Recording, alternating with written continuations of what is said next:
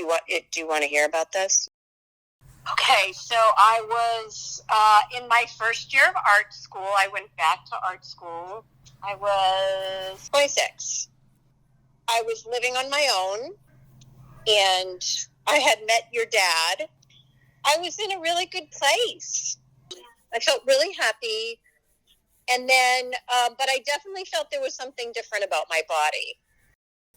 I was staying with Aunt Natalie, and I had taken a bath one night, and I just knew something was going on. I just took a test, and it came up positive. But I still felt really happy. What started running through my head was, oh, my God, what am I going to do? I just started art school. Finishing my first year. It was all those questions that start coming in your mind. And, this new guy I'm dating, I don't know him that well. What is my mother going to think? Then it turned to, what are people going to think? So when I sat down with my mom at a kitchen table and told her, the first thing she said was, well, where are you going to go to get an abortion? This is a problem. Take care of it. I think when she said that she wouldn't love this baby, I think I was in so much shock, and I was so hurt. I wasn't thinking. I felt like I didn't have a choice. I didn't listen to myself because I may have had that baby. I think I was just enjoying it, to be honest with you. Not the fact that I was going to get an abortion, but I was enjoying the fact that I was pregnant. There was such a contradiction. I think it took about 2 weeks to get the appointment. Your dad drove me to the place. I don't even remember the name of it, to be honest with you. And we pull up, and there's protesters all in front of the doors, which they did warn us. They give you something to calm you down. Horrifically, it made me laugh. And I remember looking at the nurse and saying, oh my God, I'm laughing. And she's like, it's okay. It's the medication.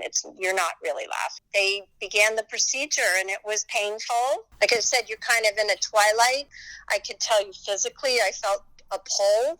I asked to see, and I remember seeing it. And then remember being in a recovery room, and you're with a bunch of women. But I'm like feeling somebody trying to get me to wake up, and I just didn't want to wake up. I don't know. There was some complication going on with me coming out of the anesthesia or something, because I remember they were saying, oh, thank God you're back. And then I think after the fact is when I really went into a depression, because I was really sad.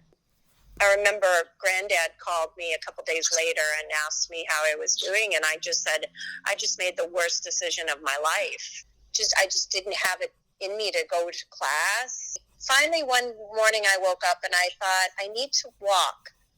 And I decided to go walk around Walden Pond. I remember coming back from that walk and getting back to the condo I was living in and just going, I'm going to be okay. Like, I'm okay. It got triggered this year, which was interesting. Driving on the highway, there was a huge billboard for anti-abortion, which I was really shocked. I'm getting triggered by this. How awful for somebody that hasn't worked through that. I was angry because I'm like, that is not okay, because you're affecting people's emotional and mental bodies in a negative way, in a very hurtful way. That's my biggest regret. I let someone dictate my choice.